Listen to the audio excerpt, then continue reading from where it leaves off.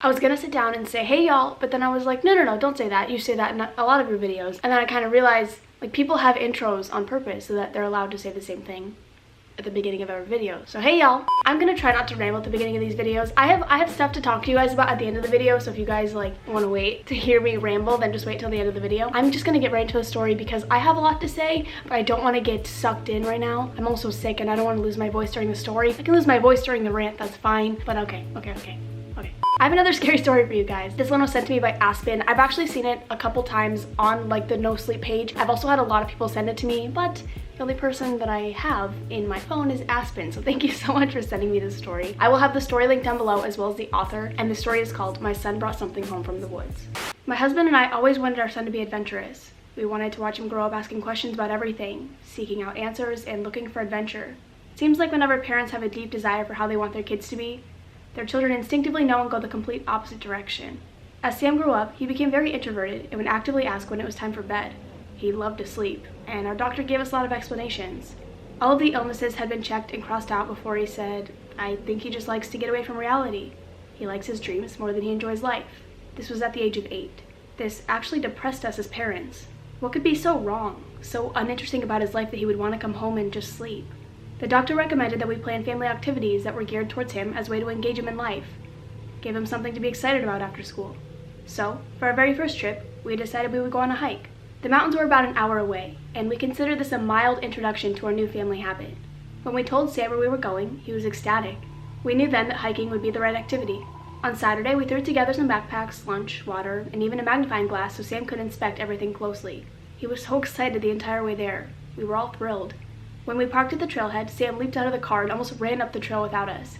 I had to call him back so we could keep an eye on him. The hike was short, maybe half a mile, but Sam tried to run it like a marathon. We kept calling for him to come back and check out this bird or this butterfly or this log that looked like Grandpa's face. He would come back and look to humor us, but then run ahead. Eventually, we gave up trying to point things out and let him just run through the woods. We were pleased that he had taken so well to the trip. For once, Charlie and I felt like we knew what we were doing as parents. Anybody who's a parent knows how this feels. We got to the edge of the trail and ate our lunch. We were at a ledge along the mountain that was more like a hill. The sun was high overhead and we could see over the trees for miles. Sam quickly downed his lunch and we let him run off into the trees. Not too far, I warned him. He obeyed, and we could always see him. From the rock where we sat, I watched Sam while Charlie went to the bathroom. I watched Sam pick up sticks and pick up another one. He picked one up that was too short to be swung, but he smiled wide at it and ran around with it in front of him, using both hands. Finally, he ran over to me and said, Mom, feel this stick, it feels so cool. Oh yeah? I grinned, taking the stick from him. It was in the shape of a Y, and when I grabbed one of the sides of the Y, it was perfectly smooth. It looked like somebody had taken a knife and whittled a bigger branch down into this smooth slingshot-shaped stick. The two sides of the Y were curved, almost like bicycle handlebars. It's very smooth, I said to encourage him. He looked at me funny, then ran back into the woods to keep playing. We packed up lunch, stuffed everything back into the backpacks, and announced that we were ready to hike back. Sam came back without a fuss, and we began walking down the trail. Instead of running ahead, Sam lagged behind, still clutching the Y stick. He held it in front of him with both hands as before, and was swinging it around slowly, as if it were a magnifying glass and he were searching for something. Come on, Sam, Charlie encouraged gently when he stood in one place for too long. We both had to stop because he had fallen so far behind. He was pointing the stick into the trees, arms outstretched. He kept looking from the stick to the trees, as if to line something up. We both waited patiently for a few seconds, but the heat was getting to us, and we were ready for an air-conditioned car. Sam, honey, let's go, I called. Okay, he called back, but didn't move. Charlie sighed and walked back up to him. He put his hands on both of Sam's shoulders and guided him down the trail. The whole time, Sam kept both of his hands firmly on the stick and tried his best to point it back towards the trees where he had been looking. He didn't point it back where he had been standing, I noticed that later, but at a spot past the trail and into the trees. Always at one position. Charlie finally got him where I was, and we kept walking. Sam eventually stopped pointing the stick and instead kept it down in front of him, with both hands still being used to hold either side of the Y. We drove home, pleased that Sam was taking home a souvenir. Our day trip had worked. He was getting involved with life. We were one step closer to our adventurous son. Over the next couple days, a lot of things started happening. They all seemed disjointed and not connected in the moment. Later, memory would connect them for me. Sam went back to his sleeping routine. He would come home from school, go to his room, play for a bit by himself while dinner was being made. I got him to work on homework, then served dinner when Charlie got home. After that, he went straight to bed, by his own choice. This wasn't abnormal for us, so I wasn't any more concerned than usual. A few nights after we got home, I noticed that Sam's bedroom light was on, even though he had gone to bed hours ago. His door was closed, so I went to go turn off his light for him. I figured he might have left it on when he fell asleep or something. The second I opened the door, Sam leaped off the floor and jumped into bed, like he knew he was in trouble. It was only 7 in the evening. I wasn't about to yell at him for not going to bed when he said he was. His rapid jump into bed made me worried, though. "Sam?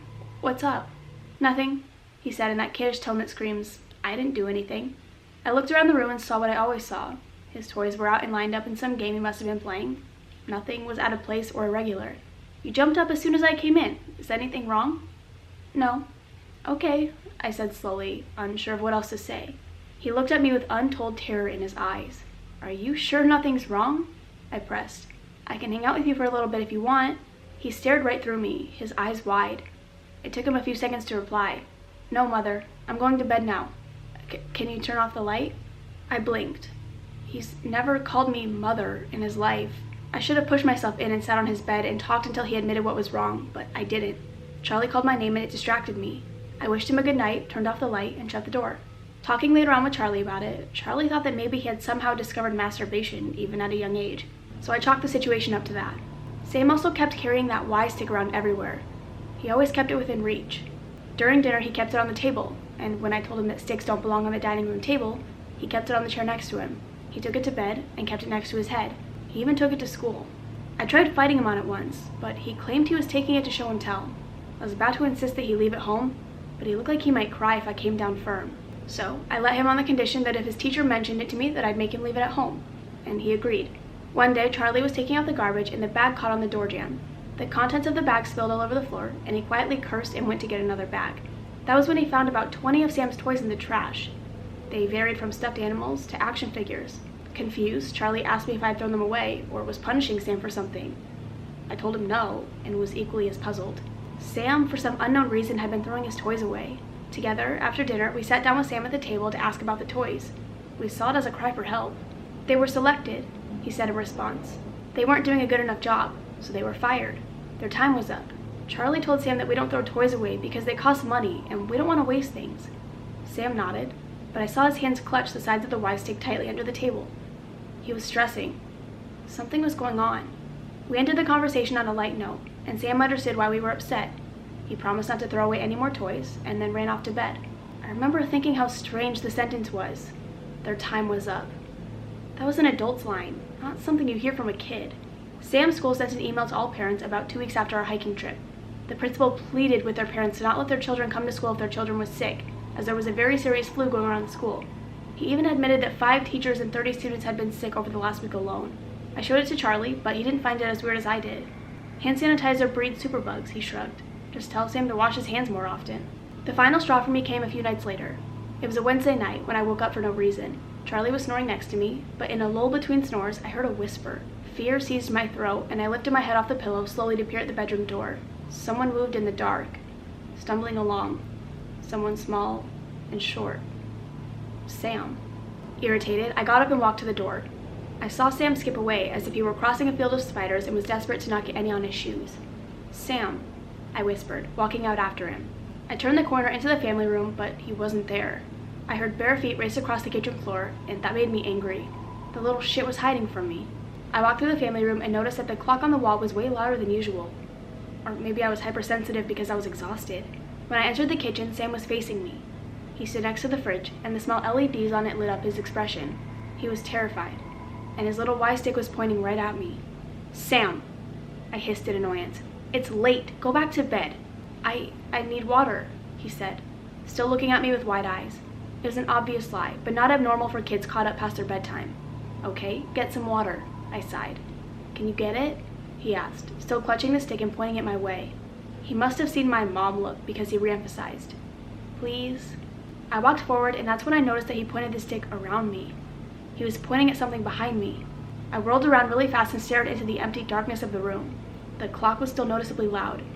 It sounded like a person was saying the actual words. Tick, tock, tick, tock. I looked around the room for a full 30 seconds. Nothing moved. "What are you doing, Sam?" I asked, turning back to face him. He looked at me with real, true terror in his eyes. The stick was shaking in his hand. "Sam," I hissed, snapping a little bit. It's not time yet," he stuttered, barely glancing at me. His gaze was transfixed beyond me. "I'm not ready yet." For half a second I wondered if he was pretending to sleepwalk, and I wondered if maybe he was actually sleepwalking. Then my tiredness washed over me and I got irritable again. "It's time for bed," I insisted, walking towards him. Still, he kept his eyes behind me, and the stick pointed to the family room. Okay, he said, defeated as I approached. He took slow, unwilling steps towards the family room. I stood behind him, watching to make sure he went to bed. I saw his head look back and forth, scanning the room as he entered. He was looking for something. He looked back at me with uncertainty. Suddenly, he screamed, "Mom, watch out!" I instinctively rolled around, hands up, and ready to attack whatever was there. But nothing. Nothing but darkness in the far kitchen wall. I ground my teeth and glared down at him. He was still shaking, pointing the stick into the empty kitchen. I was beyond annoyed now. The stick had been out of control for weeks. "I think you need a break from this," I said, snatching the stick from his hand. No, he screeched. Sam practically leaped at me, but I jumped out of the way. This was the only way, I assured myself. This stick wasn't healthy after all. Don't, he cried and yelled, following me through the family room and into the hallway.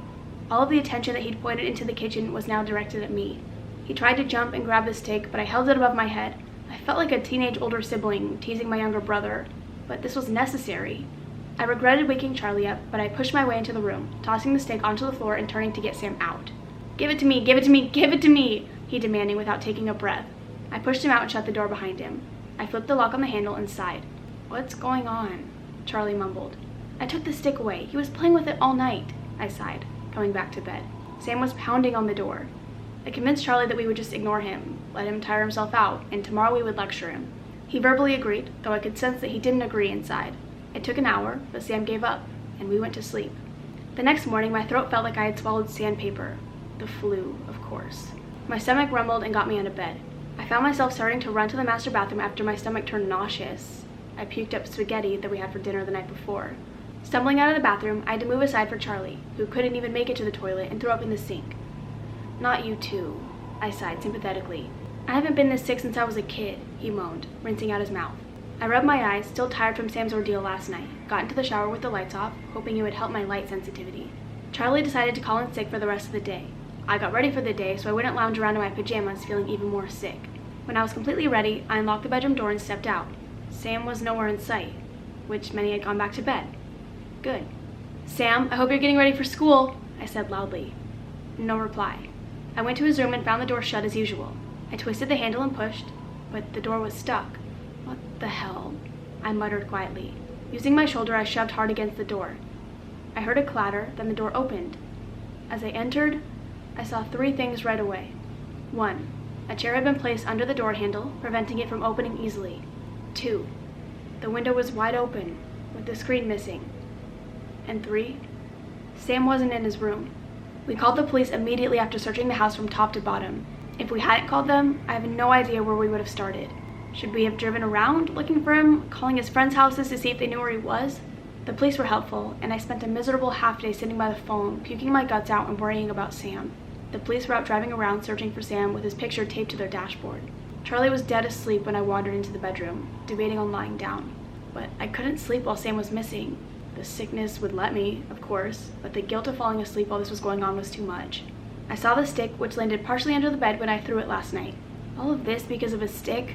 Maybe the doctor was wrong. Maybe he did have something wrong with him, but it was mental, psychological. Maybe instead of a doctor, we should take him to a psychologist. In an attempt to stay awake, I searched the house for the 15th time. This time, I carried the stick with me. "Sam," I said loud enough to be heard while I walked through the family room, the kitchen, and the stairs. Maybe he was hiding in the storage room downstairs. Maybe behind a few boxes. "Sam," I said again, "I have your stick. I'm sorry I took it. Please come out. Mommy is really worried. You aren't in trouble." I descended the stairs, and halfway down, I thought I heard a reply. It was faint, far away. The words were impossible to make out. "Sam?" I cried desperately, spinning around on the stairs to try and figure out if he was upstairs or downstairs. Out of the corner of my eye, I saw a leg dart around the corner of the stairs, towards the storage room.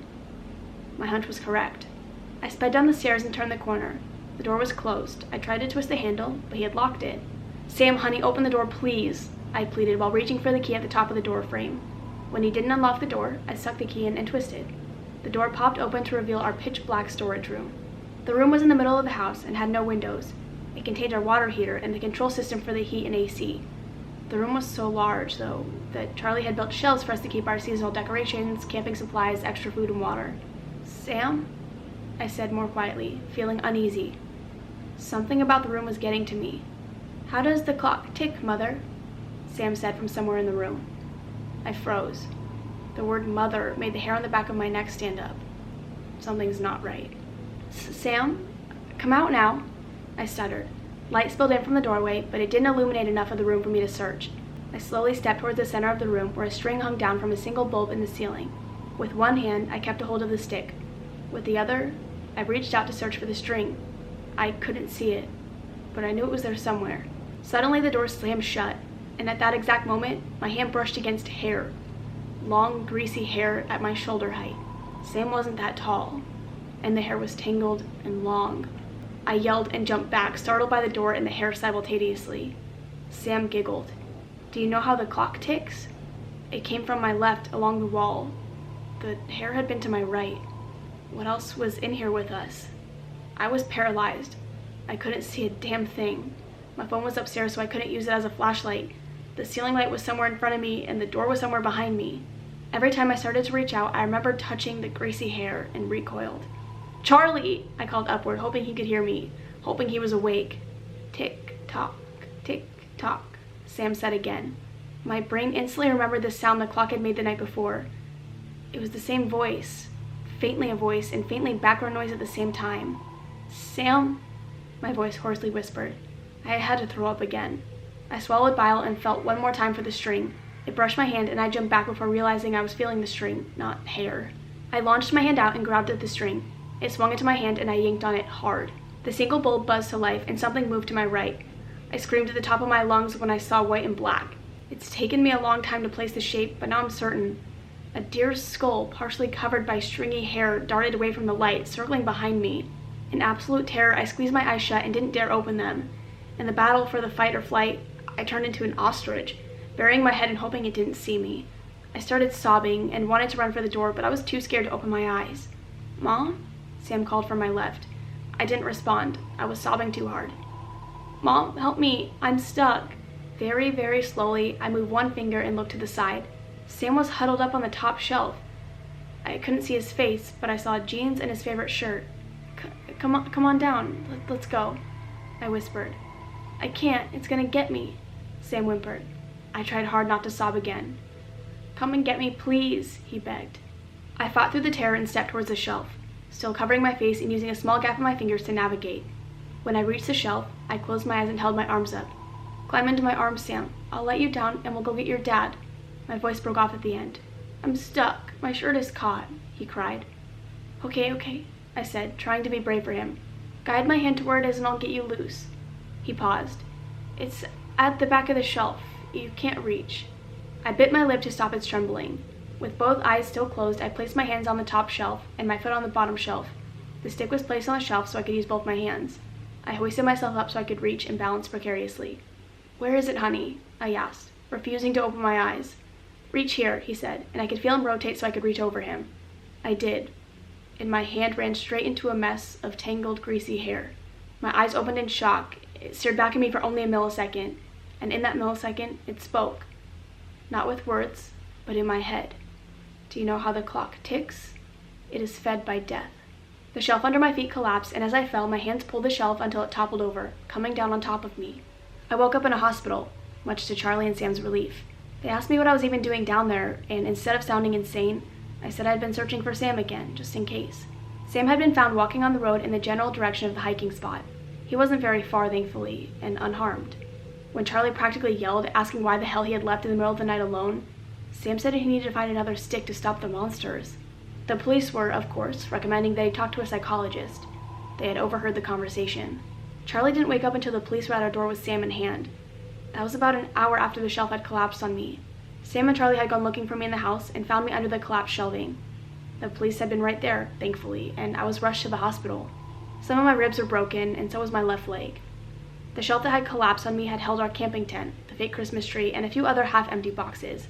I was lucky that it wasn't the food storage shelf. The door was locked when they got to it, and the key wasn't in the lock, so they had to break it down. The second Sam saw the scene, he apparently stood over me in a protective stance, looking all around.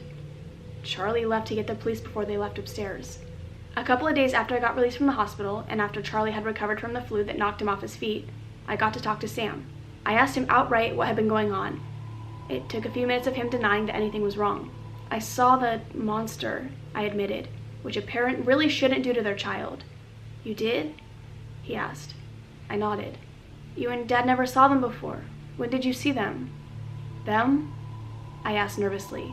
Sam told me what had been happening for the last few weeks. He had stumbled upon the stick by literally tripping over it. It had spoken to him, and he took it to play with it. Whenever he had the stick, he could see the monsters. They were scary, but they stayed away when I pointed the stick at them, he said. A few of them had followed us home, walking alongside us on the trail. They came into the house at night and snuck around. They came into Sam's room, our room, everywhere. They told me that someone had to die. They told me that you had to die. So we offered them toy sacrifices, but they were unsatisfied. Whenever I didn't have the stick, I could feel them try to grab me, but they stayed away whenever I had the stick. They kept telling me that your time was up. They sat with him at night and chanted tick-tock at him. They tried to convince him to put the stick down. They offered him candy that the big blurry man pulled out of thin air. At school, they followed him and said they would hurt people until he put away the stick. 5 teachers and 30 students got the flu while they were threatening him. He held on to the stick as often as he could and patrolled the house at night to keep them out of my room. That was until I took the stick. Apparently, he had grabbed the stick from a skeleton in the woods. It looked like an animal skeleton. He had seen another one just like it when he got the first one, so he was going to go back and get the second so the monsters would stop smiling. One had followed him on the streets, he said. But now they were all gone, and after looking through the mess of collapsed shelving, so was the stick. Sam told his psychologist about our conversation. His psychologist told me very angrily that I should not have admitted anything like that because it fed into his delusions. He was being looked at for possible schizophrenia. I'm thinking I should be tested too. How else do I explain everything that happened? One detail stands out that I can't explain. I had unlocked the door to the storage room and left a key in the handle. So why was the key found dangling from the light bulb string?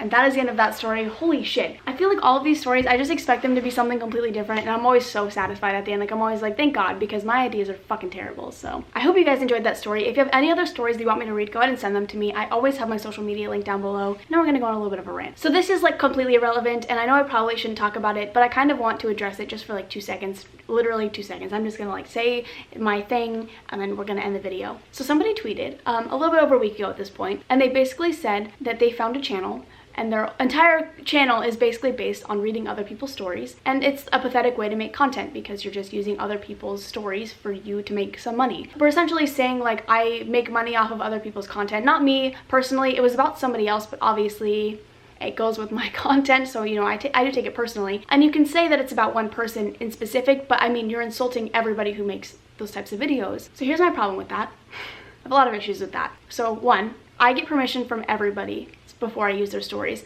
Yes, there have been stories in the past where I did not get permission, and I will 100% admit that. When I first started this series, I didn't get permission because I assumed, because like with creepypasta, you don't have to get permission, so I understand how that would be frustrating, you know, if you post your story on creepypasta and somebody uses your story without your permission and then you don't even get credit for it. Yeah, that's fucking bullshit. But I try to get permission from everybody. Again, I'll admit that I have not gotten permission from every single person whose stories I've used. 2, I've never once claimed that any of these stories are my own, and I've never not credited the author or linked the actual story itself. If I was going through and making these videos and not linking anybody and not even showing you where I got the story, you know, where, you know what, you know, like that kind of, you know what I mean. Everybody whose stories I've read, they're amazing writers, and I want you guys to go look at their other stories. They're just absolutely amazing at what they do, and so I want them to get acknowledged, and I want them to take credit for the stories that they've written. And I've had so many authors thank me for wanting to share their stories, because sometimes it's hard. And I know I'm not saying that I have like the biggest following in the entire world. Clearly I don't. Even for somebody who has 70,000 subscribers to want to share your story that only a couple people saw before, it's